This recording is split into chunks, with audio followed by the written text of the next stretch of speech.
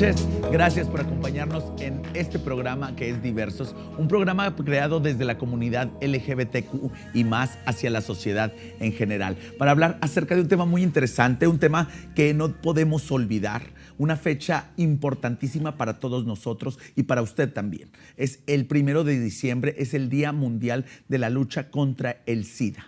Y para eso tengo el honor de estar aquí con mi gran amigo Rubén Maza, quien es una persona que conoce, sabe y ha luchado sobre este tema durante muchísimos años. Rubén, muchas gracias por acompañarnos. No, muchas gracias a ti por la invitación. La verdad, siempre es un gusto poder venir a este espacio. Rubén, platícanos y platícale a muchísima de la gente que nos ve a través de la señal de Canal 28, porque hay personas que no saben qué es el SIDA. Bueno, el VIH y el SIDA son... Hay una gran diferencia. Sí, hay una ¿verdad? diferencia, ¿no? Sí, el VIH pues, es el virus de inmunodeficiencia humana y es un virus que se adquiere o se transmite únicamente con algunos factores específicos. Se necesita un canal de entrada, un fluido transmisor y algo muy interesante que es la carga viral o es la cantidad de copias del virus, ¿no? en cada mililitro de sangre. Y entonces una persona cuando se expone a una situación de estas en las que pudiera existir la transmisión, pues puede llegar a adquirir el VIH. Por ejemplo, relaciones sexuales sin el uso del condón o sin el uso de otros métodos como la PrEP o la PEP. Por ejemplo, también cuando intercambias agujas en el consumo de sustancias o, por ejemplo, cuando vas a un espacio en el que no garantizan la esterilización de los instrumentos, como las agujas, ¿no? Pudiera existir la posibilidad de adquirir el VIH. Y los únicos fluidos que transmiten pues esta infección pues son, por ejemplo, el fluido seminal, el fluido vaginal, lo que es la sangre. El resto de los fluidos, o sea, la saliva, el sudor y cualquier otro fluido no transmite el VIH y eso es importante mencionarlo. Por eso te decía que se necesitaban esos factores, ¿no? O sea, el canal de entrada, que es uno de los canales de entrada, podría ser relaciones sexuales sin el uso del condón o de otros métodos, un fluido, que son estos fluidos que te mencioné, y que la carga viral esté alta. Entonces, eso es el VIH. Es una infección que mayoritariamente se adquiere por transmisión sexual, al menos en nuestro país, pero que también se pudiera adquirir por ejemplo, durante el parto, durante el embarazo, si las personas que están embarazadas no acuden a su seguimiento y no se hacen las pruebas, también pudiera adquirirse, ¿no? Rubén, ¿pero qué quiere decir cuando la carga viral esté alta? La carga viral quiere decir que, por ejemplo, hay una cosa que se llama indetectable, que los equipos médicos, por así decirlo, y de laboratorio que están en nuestro país, cuentan el número de copias que se presenta por cada mililitro de sangre, o sea, por cada replicación o por cada copia del virus. Y entonces, si es mayor a 50 copias, se considera que es detectable, pero si es menor a 50 copias, se considera que es indetectable. ¿Por qué es importante contar estos números, ¿no? O por qué es importante medir esta situación que es la carga viral? Porque una persona indetectable, una persona con VIH que no se detecta, o sea, que es indetectable, puede incluso tener relaciones sexuales sin el uso del condón y no haber una transmisión, porque indetectable es igual a intransmisible. ¿Qué quiere decir esto? Indetectable es igual a intransmisible. Así es. O sea, cuando una persona es indetectable, no transmite el virus. Es por eso que es importante el tratamiento y por eso hacerse la prueba. Bueno, te haces la prueba, sabes que tienes VIH y entonces adquieres el tratamiento de manera gratuita, accedes a lo tomas todos los días, que es la adherencia, estás en seguimiento médico y lo que haces es que empiezas a disminuir esa carga viral. Ese numerito es muy importante. O sea, la carga viral, tal vez diga la gente, dice, bueno, ¿y qué tiene que ver la matemática, no? Porque estamos hablando de números. Pues tiene que ver porque obviamente al haber menor copias, hay menos posibilidades de que exista una transmisión del VIH. Cuando le llaman indetectable, ok, no se puede transmitir. Pero si alguien si es indetectable y se hace un examen de VIH, ¿aparece que tiene o no? Sí aparece que tiene VIH. ¿Por qué? Porque eso también es muy interesante que lo preguntes, porque las pruebas de detección de VIH pueden ser de anticuerpos. ¿Qué quiere decir esto? Que cuando es una persona con VIH, el cuerpo desarrolla estos defensas, por así decirlo, para tratar de combatir este virus. Y entonces hay pruebas que detectan estos anticuerpos. Y hay otras pruebas que detectan alguna proteína, por ejemplo, del virus, como en este caso, o algún antígeno, como el antígeno P24, y por eso es muy específico, independientemente de que si la carga viral está alta o está baja, siempre va a salir en las pruebas de detección. O sea, no existe que no salgan. Pero tienen que ser mediante la sangre o pueden ser las pruebas rápidas. También las pruebas rápidas lo detectan. ¿Sí lo detectan? Lo detectan, hay diferentes. Y no solamente son porque hay pruebas rápidas, por ejemplo, que son de sangre. Ajá. Pero hay pruebas rápidas que también son de salivas. También las detectan. O sea, también detectan la presencia del virus. Bueno, pero por un lado, ese es el virus. Es el virus. Sí. Ajá. Pero cuando una persona no accede a su tratamiento, no accede a sus servicios médicos, ¿verdad? No se toma el tratamiento, la carga viral empieza a elevarse y las defensas empiezan a disminuir. Y entonces, cuando empiezan a disminuir las defensas, esta persona pues obviamente queda en una situación, se expone o vulnerable a infecciones y enfermedades oportunistas que pueden suceder porque no tienes defensas, están muy bajas, ¿no? Y entonces la persona desarrolla el SIDA, que es el síndrome de inmunodeficiencia adquirida, que se podría conocer como la fase avanzada del VIH. Del VIH. Ok, entonces yo puedo tener VIH, pero no necesariamente puedo tener SIDA. O nunca desarrollarlo. O nunca desarrollar el Exactamente. SIDA. O sea, tú puedes vivir con VIH toda tu vida. Ajá. Pero si tomas tu tratamiento, porque eso es muy importante, si accedes a o sea, si sigues las recomendaciones médicas, nunca desarrollas SIDA. Y una persona con SIDA puede acceder a un tratamiento y lograr estabilizarse, por así decirlo, y regresar a la etapa de vivir solamente con VIH. Y una persona con VIH que nunca deja el tratamiento, que es muy puntual con su medicamento, muy puntual con sus consultas y todo eso, pues nunca desarrollar SIDA. Entonces, sí son dos cosas que tienen que ver, porque el VIH podría desencadenar, por así decirlo, la otra, y la otra puedes regresar a la primera, pero aquí el factor importante o el determinante es el medicamento, el tratamiento, que es gratuito, es un derecho y está disponible pues, en nuestro estado. ¿Y cómo estamos en cuanto a eso? Pues mira, la realidad también es que en algunos servicios de salud, por ejemplo en el CAPACITS, que son los centros de atención ambulatorios para la atención del VIH y otras infecciones de transmisión sexual, que dependen de la Secretaría de Salud, hasta el día de hoy pues no ha habido como un reporte de que exista un desabasto. Exactamente, y de hecho te lo digo porque he estado yo al pendiente de muchos casos que se atienden ahí en el Capacit y todos o la gran mayoría de las personas hablan muy bien de la atención, hablan muy bien del medicamento que se los dan oportunamente, que no hay desabasto, pero sé, y te lo decía afuera de cámaras, que en otras instituciones sí están padeciendo un poco. Sí, y aquí es bien importante mencionarlo, porque la verdad nos das la posibilidad de visibilizarlo. Sí sí se han presentado casos de desabasto, por ejemplo, en el IMSS, en algunas de las clínicas. Hemos tenido respuesta de la delegación en la que nos dicen que están buscando la forma de solucionarlo, porque les hemos planteado la importancia de que el medicamento, por todo esto que te expliqué, o sea, el medicamento juega un rol importante. O sea, porque ¿Qué pasa, Rubén, si una persona que tiene su tratamiento y por el desabasto no llega a consumirlo? ¿Cuál es el problema para esta persona? Te lo voy a responder de una forma muy directa, ¿no? El medicamento es el sostén de vida de las personas con VIH. Entonces, el que no tengan acceso a su medicamento de manera oportuna compromete su bienestar de salud, pero también los pone en riesgo de incluso la muerte. O sea, esa es la realidad. Entonces, por eso siempre hemos denunciado que debe existir el medicamento y que debe existir este abasto. Cuando nos hemos acercado, por ejemplo, al IMSS, nos han dicho que se comprometen a que esto va a dejar de suceder. Han hecho acciones para que poco a poco se vayan corrigiendo, por así decirlo, estos temas de desabasto. Pero la realidad es que sigue existiendo. Pero hay una cosa muy importante que podemos hacer la ciudadanía y que no hemos hecho, que deberíamos estar haciendo para visibilizarlo. Porque a veces nos quedamos solamente en exponerlo en redes sociales o en exponerlo, por ejemplo, en la ventanilla de la farmacia y decir tu molestia y decir, ¿sabes qué? Pues, no me estás dando mi medicamento. Yo lo que les recomendaría es que cuando suceda este tema del desabasto, tienen que presentar una queja ya sea en la Comisión Estatal de Derechos Humanos o en la Comisión Nacional de Derechos Humanos. ¿Por qué?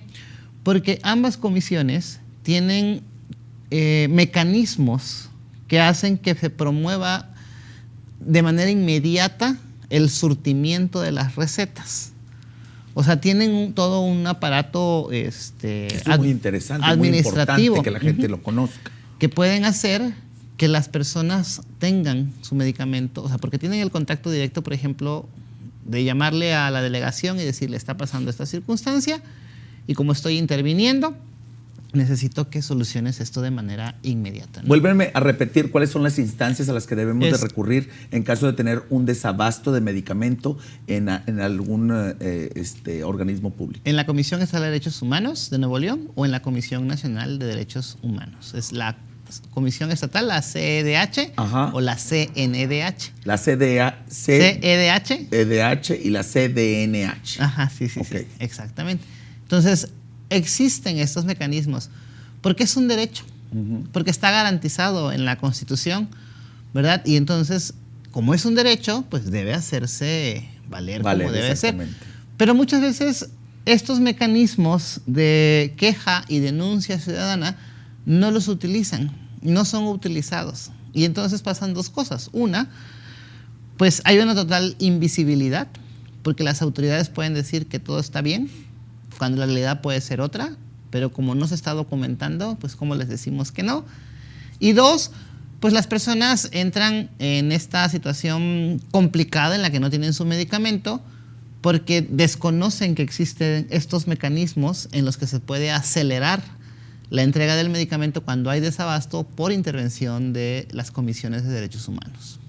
Es importante que la gente siga con los tratamientos, sí.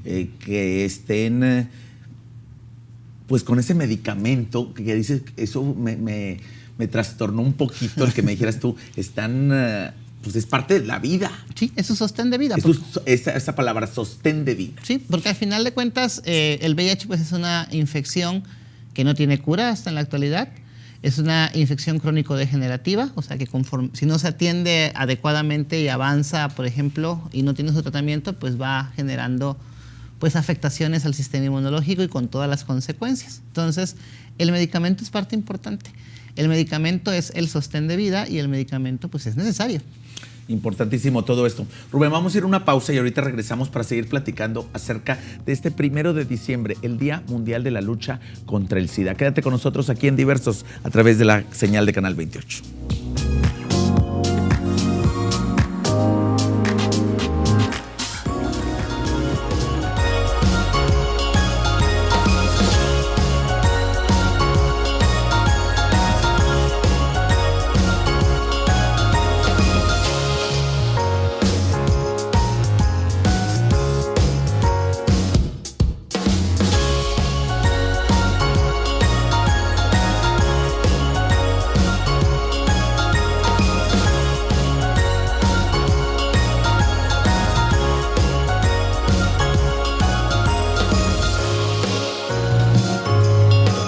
Gracias por continuar con nosotros en Diversos, donde estamos hablando acerca de que este próximo 1 de diciembre, que cae en domingo, es el Día Mundial de la Lucha contra el SIDA. Y nos hablaba Rubén acerca de la diferencia que hay entre SIDA y VIH. Son cosas completamente diferentes, pero van de la mano, sí, digamos. O sea, uno es el virus, por así decirlo, y el otro es que cuando no se tiene tratamiento se puede desarrollar esta fase avanzada de la infección. El virus el virus es el VIH y la infección es el SIDA. La fase avanzada. La fase avanzada. Cuando no hay un tratamiento adecuado. Ajá. Rubén, ya son muchísimos años donde aparece este virus, donde muchísima gente pensó que era el cáncer rosa, donde se dijo muchísimo acerca de nuestra comunidad, donde fuimos atacados, donde fuimos discriminados. Yo creo que la mayor parte de la discriminación ha sido esta en nuestra historia, ¿no? Cuando hablamos del tema del VIH y del SIDA, hablamos de 3 epidemias. Ajá. La primera epidemia es la epidemia del VIH, o sea, el virus de inmunodeficiencia humana. La segunda epidemia es la epidemia del SIDA, O sea, porque todavía hay que reconocer por qué la diferencia y por qué hablamos de esta epidemia o hacemos énfasis en ella. Porque hay que reconocer que todavía hay muchas personas que no conocen su diagnóstico porque no tienen acceso a una prueba de detección. También hay que reconocer que por diferentes factores que van desde la cuestión cultural, emocional, económica, hay muchas personas que no acceden a un tratamiento y entonces también hablamos de la epidemia del SIDA, ¿no? Y de la tercera epidemia que hablamos es la epidemia del estigma y la discriminación. Creo yo, y seguramente lo va a decir cualquier otra persona que trabaje en este tema, que la que más daño ha hecho a nuestro estado, al país y al mundo en general y a las personas con VIH es justamente esa tercera, la epidemia del estigma y la discriminación. Porque te puedo enumerar diferentes casos y ejemplos de cómo este estigma, esta discriminación, esta falta de interés por aprender sobre el tema, pues ha generado que las personas, en lugar de acercarse a los servicios de salud, se alejen. Y lo vemos desde los primeros años. Tú mencionabas que en un principio, pues cuando se dieron los primeros casos, por ponerte un ejemplo, haciendo este recuento histórico, ¿no? En rumbo al 1 de diciembre, México tardó como país casi 3 años en responder y tener una política que hablara del VIH desde el primer caso que se detectó en territorio nacional, ¿verdad? En los primeros años también los programas estaban enfocados en poblaciones que no eran ni claves ni prioritarias. En los primeros años también hubo muchísimas personas que fallecieron a consecuencia de enfermedades e infecciones definitorias de SIDA porque en los hospitales no les recibían, o sea, no querían atenderles, ¿no? Y no les atendían porque seguramente eran personas de la diversidad sexual, porque seguramente eran personas que ejercían el trabajo sexual o que tenían algún consumo de sustancias psicoactivas. Porque recordemos que como tú decías, ¿no? Al VIH y al SIDA se le asociaba a estas poblaciones, ¿no? O sea, se les consideraba. Y yo siempre que tengo la oportunidad de platicar o de dar una conferencia, un taller, yo hablo de estas poblaciones clave o de estas poblaciones prioritarias y la pregunta que siempre lanzo es, ¿qué tienen en común estas poblaciones? ¿No? O sea, ¿qué es lo que las hace prioritarias para el tema del VIH? ¿No? La gente empieza como a buscar respuestas. Cuando ya no la encuentran, les digo, lo que tienen en común es que todas estas poblaciones tienen una cercanía a la discriminación.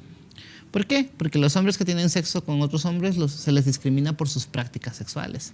A las personas que ejercen trabajo sexual se les discrimina por el trabajo que están realizando y se les cataloga de muchas formas, ¿no? Incluso se hacen comentarios estigmatizantes como diciendo, ay, es que seguramente esa gente tiene otra opción, pero no la toma. Cuando no conocemos los factores que le llevaron a tomar la decisión para ejercer el trabajo sexual. Cuando una persona consume sustancias psicoactivas, pues también, o sea, las personas que consumen sustancias psicoactivas sufren demasiado estigma. O sea, son personas que incluso sus familiares se refieren a estas personas como de algo negativo, como fracasos, como... Sí, y diciéndole, pues es que no lo tienes porque te lo buscaste. Exactamente. Eso es la primera reacción que tienen. Exactamente. Tú le das el cierre perfecto a este ejemplo que yo ponía, porque justamente eso es lo que sucede. O sea, lo que sucede es que estas poblaciones están cercanas a la discriminación, al estigma. Y entonces eso hace que se vuelvan, pues, o que se les coloque en una situación de vulnerabilidad. Sí, Rubén, y los tratan como si fuera un castigo. Exacto. O sea, eso que tú tienes ahorita, pues es consecuencia de lo que tú estabas haciendo. Entonces es un castigo que tienes y que pues lo tienes que llevar. Y no es así. Decisiones de vida, le llaman. Para buscar una forma amable, ¿no? Quizá de disfrazar el estigma y la discriminación. Pero te puedo poner otros ejemplos también de cómo el estigma y la discriminación o el no reconocer a las personas sus derechos las coloca también en situaciones de vulnerabilidad. Hablemos de las personas jóvenes. O sea, las personas jóvenes, por ejemplo, que están, por ejemplo, en la secundaria, preparatoria, si quieren acceder a información sobre VIH, sobre el SIDA, sobre otras infecciones de transmisión sexual, acceder a condones, a lubricantes, pues se encuentran con el reto de que las personas adultas son las que deciden su bienestar. Porque puede ser el personal directivo de la escuela que diga, ¿sabes qué? Aquí no se permiten ese tipo de pláticas. O sea, deja tú, que si traen condones en su mochila los regañan. Exacto. O se los quitan. Exacto. O por ejemplo, te digo, pero siempre quedan decisiones de la percepción y conciencia de las personas adultas. Porque, por ejemplo, también pueden ser que los padres de familia digan, en mi casa no se habla de esto.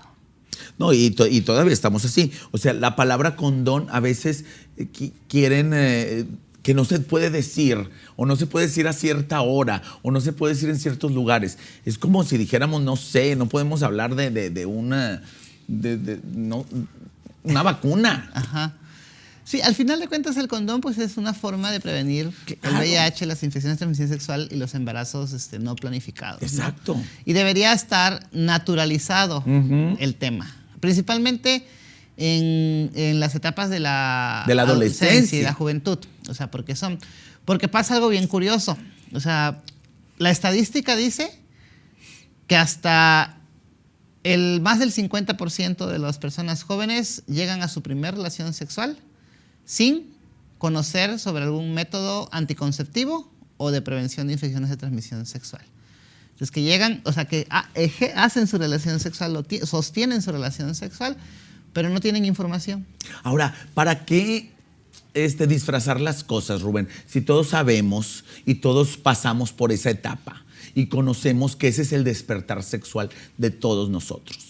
Y de los que nos estaban viendo en su casa también. Y los papás de esos niños a esa edad también despertaban sexualmente en la adolescencia. Entonces, pues qué mejor que despertar, porque es algo muy natural, con la información y con las herramientas necesarias. Es que idealmente eso es lo que debería suceder, porque al final de cuentas todas las personas tenemos derecho a ejercer nuestra sexualidad y a tomar decisiones informadas. Exactamente. Pero lo que está haciendo falta es eso, justamente, lo informado. Y es que muchas familias dicen, es que eso tiene que ser hasta que la mayoría de edad. Pues sí, a lo mejor, pues dependiendo de cada persona. Pero no pasa así. Vámonos a la realidad. No, la realidad no pasa así. No pasa así. Todos iniciamos nuestro despertar sexual en la adolescencia. Exactamente, porque al final de cuentas pues es en la edad en la que nuestro cuerpo se está manifestando. Y aparte de que se está manifestando, pues estás explorando. Tienes curiosidad. Quieres conocer todo y nada. Exactamente. O sea, quieres ver todo y nada, pues probar todo y nada, ¿no? Y luego la represión, pues es peor, ¿no? Sí, claro, porque entonces lo que sucede es que en lugar de que pudiéramos hablar de estos temas, como el normalizar o naturalizar el tema de la sexualidad, de los condones, pues expone a que las personas, por miedo a que les descubran un condón en la mochila, por miedo, por ejemplo, o vergüenza a comprarlo en una tienda de conveniencia o en una farmacia, pues tomen la decisión de sostener relaciones sexuales sin el uso del condón. Y si te das cuenta, es por un temor, por un estigma, por un miedo. O sea, porque al final de cuentas eso es lo que está sucediendo. Y yéndote, y si tú te acuerdas en esa etapa de la adolescencia, pues dices tú, pues si no lo traía ahí y estás en el momento y en la situación. Pues va. Pues va. Sí. Entonces, qué mejor que traer siempre y estar siempre prevenido. Pero justamente es lo que sucede, te digo. Al final de cuentas, las decisiones de las personas jóvenes no están siendo ejercidas por las personas jóvenes. Son las personas adultas las que desde diferentes prejuicios, desde diferentes estigmas, desde diferentes formas de discriminarles, ¿verdad?, toman la decisión de que estos temas no se hablen. Cuando deberían estarse hablando, cuando al final de cuentas se tiene derecho a conocer este tipo de información y debería brindarse no desde lo que tú crees o lo que tú piensas o lo que tú sabes, sino desde lo que realmente es, porque también es otro derecho. Porque justamente eso se trata el 1 de diciembre. O sea, se trata de hablar del tema del VIH, se trata de hablar, brindar información, socializar estos temas, divulgar toda esta información, pero también lo más importante es hablar de todos los derechos que hay alrededor. Es el derecho a la salud, el derecho a la información, el derecho al ejercicio de tu sexualidad, el derecho a, por ejemplo, a decidir cuántos hijos debes tener, el derecho a una atención digna y de calidad. Entonces, si te das cuenta, no solamente porque mucha gente, porque sí, hay gente que luego pregunta y dice, bueno, ¿y el 1 de diciembre qué se hace? O sea, ¿se conmemora se celebra, se hace como una cuestión de remembranza, ¿no? O sea, se puede hacer todo eso, claro. Pero también lo importante es aprovechar este tipo de días y espacios para hablar, para concientizar, para divulgar información, para que podamos naturalizar y normalizar estos temas, para que no solamente se abren, por ejemplo, y aunque yo agradezco mucho que siempre nos invitas, pero por ejemplo este es un programa especializado y en este tipo de espacios podemos hablar abiertamente del VIH y el SIDA todo el año. No importa si sea 1 de diciembre. Exactamente. Pero sería interesante, por ejemplo, que también lo pudiéramos hablar en los matutinos, en los noticieros, ¿sabes? Exacto. En los programas documentales, en las series y telenovelas. En todos lados. En todos lados. Digamos que el 1 de diciembre puede decirse que, o modificarlo, el 1 de diciembre se educa. Sí, se divulga información, se comparte información y se da. Y se debe educar durante todo el año. Vamos a ir a una pausa y vamos a regresar porque seguimos hablando de este tema y tienes razón, tenemos que hablarlo en todos lados acerca de todo lo que tiene que ver respecto al VIH y al SIDA. Quédate con nosotros aquí en Diversos.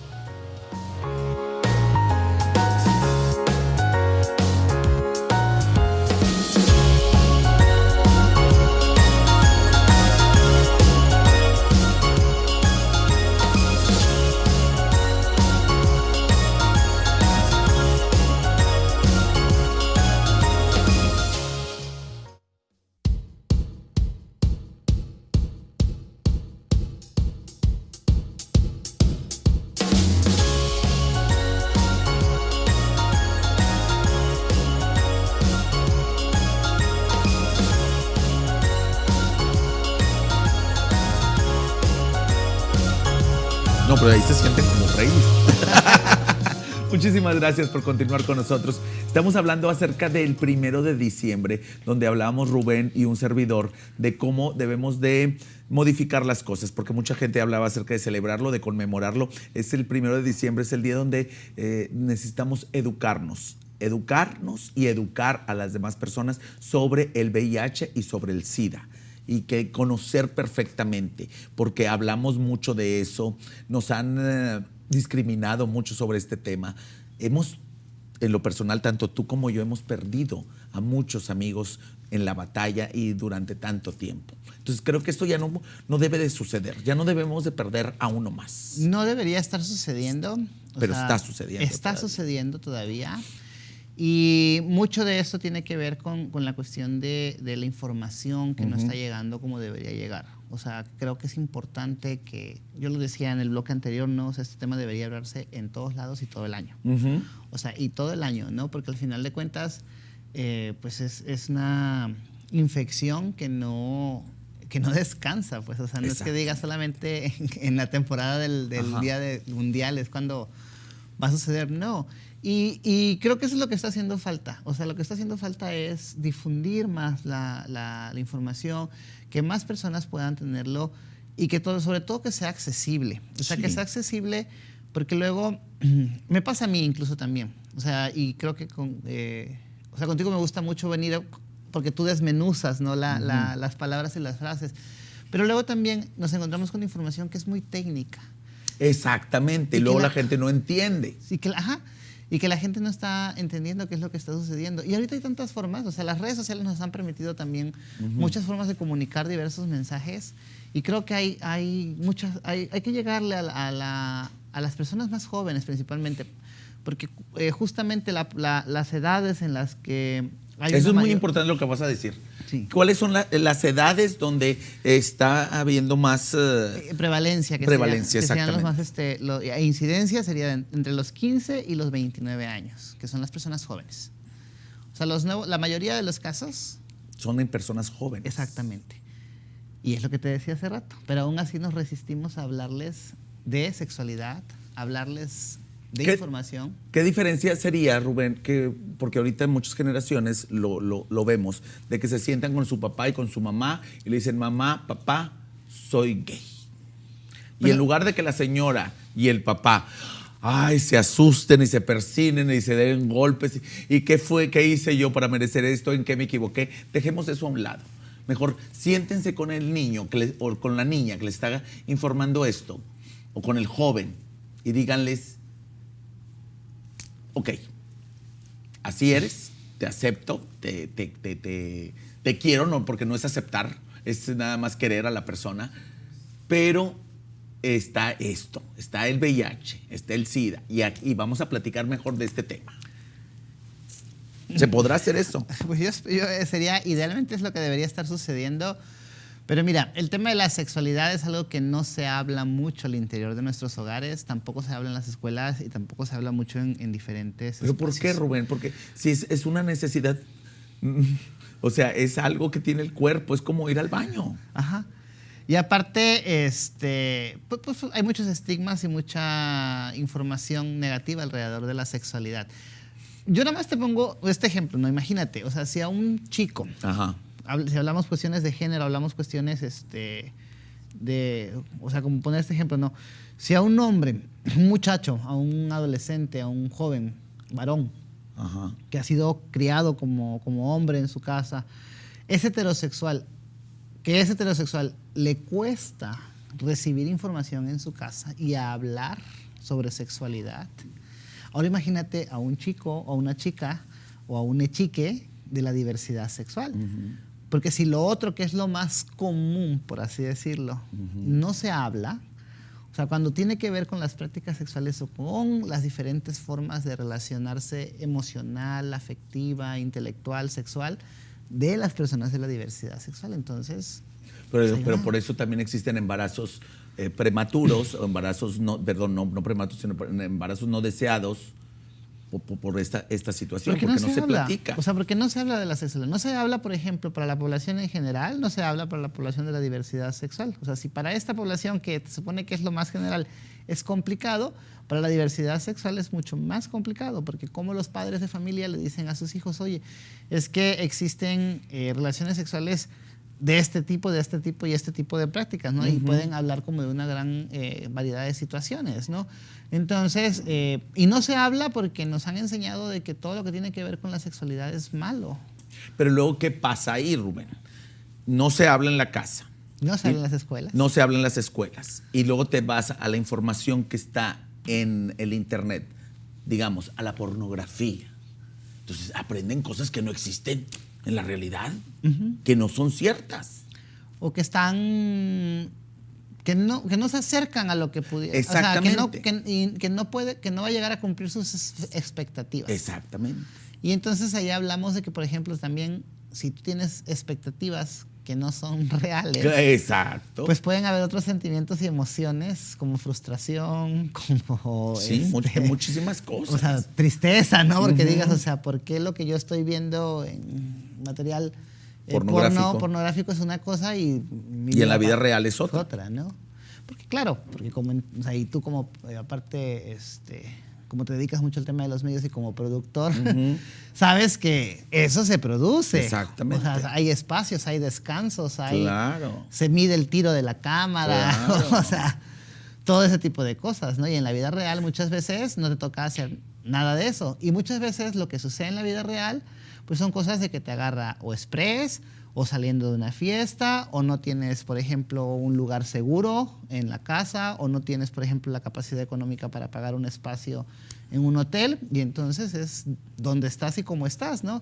Y ahí es donde viene la importancia de por qué la sexualidad debería estar siendo hablada, porque entonces nos estaríamos evitando muchas cosas, porque si, por ejemplo, tú puedes hablar abiertamente de tu sexualidad, con las personas que te estiman y te quieren, puedes optar por tener lugares y espacios seguros para ejercer tus prácticas sexuales y no exponerte al monte, al asiento de atrás de un coche, ¿verdad? A un terreno baldío, quién sabe dónde, ¿no? O sea, podrías construir espacios seguros para poder ejercer este derecho.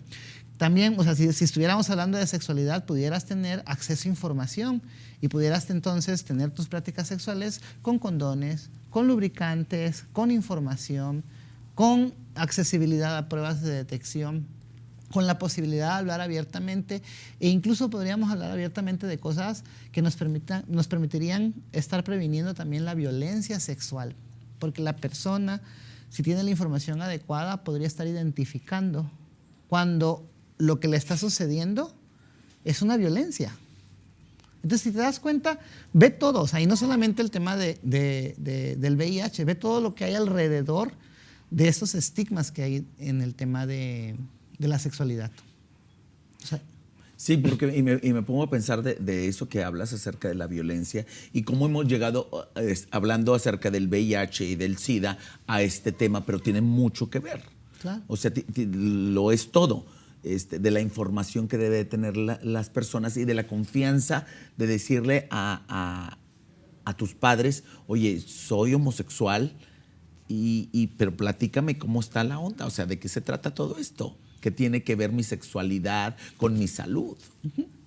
Sí, porque al final de cuentas, perdón, porque al final de cuentas, yo creo que es muy importante que si las personas tienen la información adecuada, pues entonces pueden tomar pues estas decisiones de mejor manera.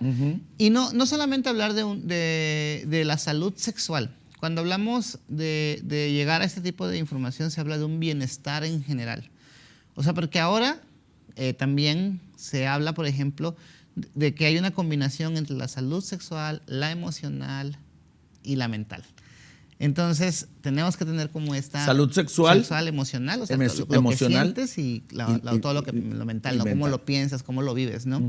Porque al final de cuentas, si alguna de estas que te menciono y de otras cuestiones que construyen el bienestar en general no funcionan adecuadamente o tienen alguna cuestión que se trabe, pues entonces te colocas en una situación de riesgo. Y el riesgo puede ser quizá el tener relaciones sexuales sin el uso del condón y potencializar la posibilidad de adquirir VIH. Que es muy, digamos que es lo que vivimos. Bueno, ahora quiero que platiquemos acerca de los grupos vulnerables. ¿Cuáles son estos grupos vulnerables? Bueno, en realidad no existen grupos vulnerables porque no eres vulnerable tú, sino que son diferentes situaciones de tu entorno que te vulnerabilizan y que te colocan en una situación de vulnerabilidad. Entonces, lo correcto es... se le conoce como grupos de poblaciones clave o de atención prioritaria. Grupos de atención clave. Ajá, grupos de la poblaciones clave o de atención prioritaria.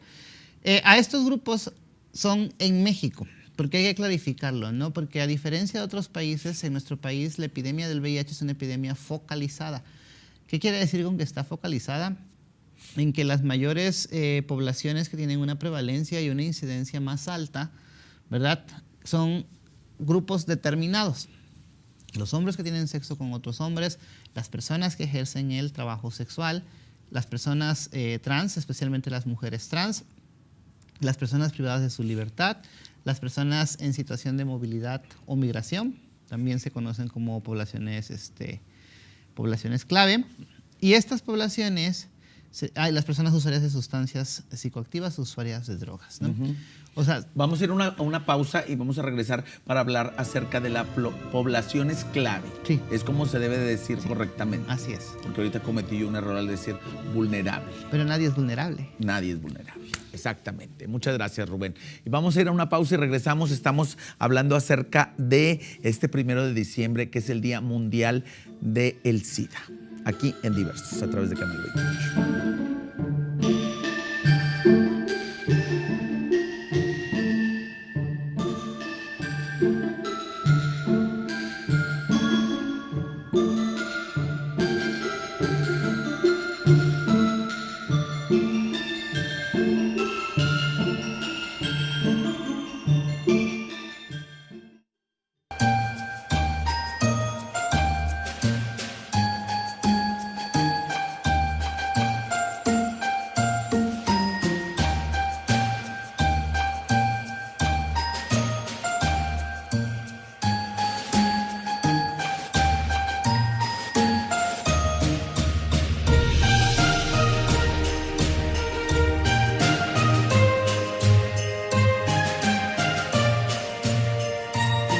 Muchas gracias por seguir aquí en Canal 28, en Diversos. Está conmigo Rubén Maza, y estamos hablando acerca del 1 de diciembre, el Día Mundial de la Lucha contra el SIDA. Y hablábamos acerca de la población clave. Y nos decías que una de esas poblaciones son las personas privadas de su libertad. Y quiero aprovechar este momento para que le mandemos un saludo a todas aquellas personas que se encuentran y que nos sintonizan y ven este programa. Por favor, dinos quiénes son, mi querido Rubén. No puedo decir quiénes son. Bueno, no ellos, sino en qué lugares están. No, pues están... tenemos 4 centros de reinserción social en el estado, que es Apodaca 1, Apodaca 2, Cadereyta, donde hemos estado trabajando con grupos de las personas de la comunidad LGBTQ+, cada viernes y cada jueves. Trabajamos y hacemos diferentes actividades. Con esos grupos les mandamos un saludo. Saludo, sí. Yo sé sí. que no puedes decir quiénes son, pero yo les mando un saludo muy grande porque yo sé que nos sintonizan y ya me comprometí y nos comprometimos que vamos a estar ahí con ellos. En la posada. En la posada. Porque es sorpresa todo lo demás. Ah, lo demás es Sí, sorpresa. Y ya se los quiero decir. No. No, entonces vamos a estar ahí en la posada. Sí. Muy bien. Ahora sí, vamos a continuar con este tema de la población clave. Me decías que son hombres que tienen sexo con hombres. Ajá. Personas que ejercen el trabajo sexual, personas privadas de su libertad, personas usuarias de sustancias psicoactivas o personas usuarias de drogas, personas trans, especialmente las mujeres trans, son las poblaciones que se consideran de poblaciones clave porque son en las que se concentra la mayor prevalencia e incidencia del VIH en nuestro país. Que es lo que decía hace rato. O sea, nuestro país tiene una epidemia focalizada. A diferencia de países, por ejemplo, en África, donde se tiene una epidemia generalizada. ¿Qué quiere decir esto? O sea, que la población en general tiene factores de exposición que pudieran acercarles a esta cuestión del VIH. Y en nuestro país, pues es una epidemia que se concentra en estas poblaciones y por eso es importante hacer énfasis. No son las únicas poblaciones, pero sí históricamente son las que se necesitan trabajar. Y volvemos a lo mismo que te decía, lo que tienen en común es que son las poblaciones que menos información tienen, que menos derechos ejercen, que están más cercanos al tema de la discriminación. Estas son las poblaciones claves, mi querido Rubén. Sí, así es. O sea, recordemos que, por ejemplo, en nuestro país pues es una epidemia focalizada, a diferencia de otros países como en África, que son epidemias generalizadas. Pues aquí la mayor incidencia y prevalencia se le conocen como poblaciones clave y eso es lo que se debe trabajar. Ajá. Es donde debemos poner nuestros esfuerzos, ¿no? Porque al final de cuentas, yo siempre utilizo este ejemplo. Cuando hay un incendio, los bomberos no van y echan agua en el edificio de al lado. No. Sino que van y atienden la necesidad, ¿no? ¿Dónde están las llamas? Exactamente. Y por eso es importante, en este caso, pues trabajar con estas poblaciones, brindar la información, focalizar también nuestras estrategias y hablar como que específicamente de darles la oportunidad de que se tenga el acceso a esta información de manera correcta y adecuada. Y lo más importante, que sea libre de estigma y discriminación. Hablábamos también de qué pasa con si dos poblaciones se unen. Por ejemplo, te ponía el ejemplo de hombres que tienen sexo con hombres y que utilizan sustancias. Es algo que está sucediendo mucho, que está sucediendo mucho en nuestro estado, en nuestra región, en nuestro país y que es importante visibilizarlo, que es el hecho de que también ahora nos estamos enfrentando también, hace rato hablaba de 3 epidemias, estamos enfrentándonos a una 4ª epidemia que es el consumo de sustancias psicoactivas, el consumo de drogas, ¿no? Y obviamente cuando una persona no tiene acceso a una estrategia de reducción de daños o reducción de riesgos y utiliza para las relaciones sexuales el consumo de drogas, porque hay varias prácticas que son, por ejemplo, el chemsex o el sexo químico, en las cuales, por ejemplo, las personas utilizan estas drogas, ya sea inhaladas, inyectadas, pues también pues, se olvidan de usar el condón, se colocan en una situación de mayor vulnerabilidad para vivir algún tipo de violencia física o sexual, y pueden incluso tener la percepción un poco diferente de lo que está sucediendo, porque obviamente están bajo el efecto de las drogas y entonces no darse cuenta de lo que están haciendo o cómo lo están haciendo, y eso los coloca pues, en una situación de más vulnerabilidad, ¿no? Pero también es importante reconocer que como es algo que también va asociado al estigma, se habla muy poco del tema de las sustancias psicoactivas durante las relaciones sexuales y se habla muy poco de estas estrategias de reducción de daños y reducción de riesgos. Si te das cuenta, todo lo que te he venido como compartiendo contigo, o sea, lamentablemente pareciera que siempre vamos tarde. O sea, que la realidad nos alcanzó y que entonces estamos dejando de hablar o estamos dejando de hacer algo y ya vamos tarde, ¿no? Porque este tema ahorita en específico de las sustancias psicoactivas, pues es un tema que ha venido creciendo de por lo menos varios años atrás. Y las campañas de las que se siguen hablando en los diferentes medios, pues es di no a las drogas. Ajá, que está bien, o sea, yo creo que no está mal, pero también deberíamos hablar de otros aspectos como cómo reducir los riesgos, cómo reducir los daños. Si consumes drogas y quieres seguirlas consumiendo, cuando tengas relaciones sexuales, estos son los 3 pasos que debes seguir para garantizar tu seguridad, para garantizar una reducción de daños, una reducción de riesgos. Y eso no está sucediendo. No lo conocemos. No. Y si uno ya mayorcito no lo conoce, ahora imagínate los jóvenes que están, como lo hablábamos hace un momento, explorando su sexualidad y al mismo tiempo vienen todos este tipo de sustancias que también las están explorando, pues ¿qué pasa ahí? Es un choque. Pues justamente, o sea, pasa una cuestión en la que las personas no tienen la posibilidad de tomar las decisiones de manera informada. ¿Qué pasa con un adolescente que le dices, no tengas sexo y no consumas drogas? Va a ser todo lo contrario. Y esa es una realidad. Y no... Y lo van a hacer junto. Van a tener sexo y van a consumir drogas al mismo tiempo. Sí, va a ser todo lo contrario, porque también hay que reconocer que es una etapa en la que las personas se retan a sí mismas y retan a su entorno, ¿no? Exactamente. Entonces, podemos hablar de, o sea, quizá mucha gente no esté de acuerdo porque pueda decir es que depende cómo eduques, depende cómo hables, depende de los valores, ¿no? Y podemos como profundizar mucho en el tema, pero la realidad de las cosas es que lo que nos están diciendo las estadísticas, lo que nos están diciendo los números y esa realidad que nos está alcanzando nos dice completamente lo contrario. Y no tiene que ver con que, por ejemplo, no tengan una buena educación en casa. No tiene que ver ni con valores, la educación, ni con la clase social, ni con nada. Tiene que ver con el hecho de que no se les está brindando la información adecuadamente. Porque si la información fluyera, si la información fuera concreta, si la información estuviera libre de estigma y discriminación, las personas pudieran tomar sus decisiones.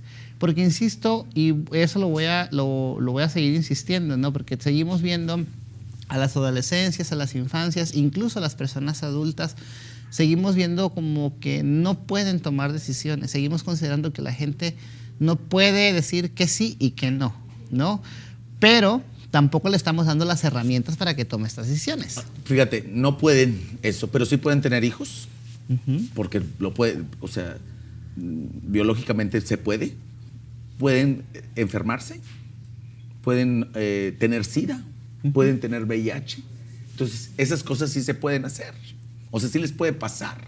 Claro, porque es una realidad que nos está alcanzando, que es lo que te decía. O sea, es triste mencionarlo, pero es algo que parece que sigue sucediendo, ¿no? Que las realidades van 4 o 5 años adelante de la respuesta que estamos dando como sociedad. Mi querido Rubén, se acabó el tiempo, desgraciadamente. Este es un tema que me apasiona y que te apasiona a ti porque lo vives todos los días. Queremos darte las gracias por estar aquí con nosotros. ¿Dónde te podemos localizar, Rubén? Pues me encuentran en todas las redes sociales como @rubmasa, o sea, Rub como de Rubén. Ahí también estamos difundiendo información. Y quiero aprovechar tu programa porque va a salir antes de que esto suceda. El 1 de diciembre es el Día Mundial de la Lucha contra el SIDA o el Día Mundial del SIDA, pero el 10 de diciembre es el Día Mundial de los Derechos Humanos. Juntando las dos cosas, estamos haciendo un grupo de organizaciones de la sociedad civil, un programa que se llama saludcomunitaria.info. Es un sitio web en donde van a haber 3 componentes. Un blog donde se van a estar publicando información sobre diferentes temas, VIH, sobre salud y educación sexual. Un directorio de servicios amigables para las personas LGBTQ+, tanto públicos como privados, y de organizaciones de la sociedad civil en el tema de salud, donde vas a poder encontrar desde, por ejemplo, psicología, odontología, nutrición, pero que van a estar sensibles a la comunidad LGBTQ+, Y el tercer componente es un canal de WhatsApp en el que si tienes alguna duda sobre salud sexual puedas consultarlo y se te va a responder para darte consejería virtual. Muchísimas gracias, ahí está la información. Como quiera, cualquier cosa que necesiten, estamos a sus órdenes, tanto Rubén Maza como un servidor para brindarles toda esta información. Gracias, mi querido Rubén, y estamos pendientes para ir a la posada. Sí, estamos pendientes. Muchas ya quedamos. gracias. Quédese con nosotros aquí en Canal 28, todavía tenemos más información para usted. Yo soy Jerry Garza y los espero la próxima semana aquí en Diversos.